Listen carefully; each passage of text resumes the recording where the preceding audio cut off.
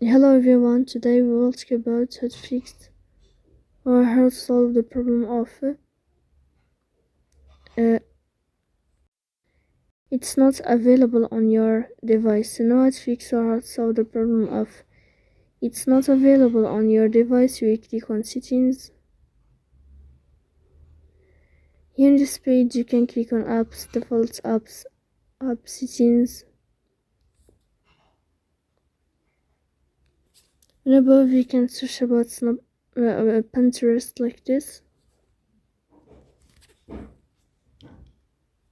Here you can click on first stop and you can click OK. After that you'll enter to the window of storage. Here you can click clear cache. So please don't forget to support us, bell icon and subscribe. See you next time in another video and thank you for your attention.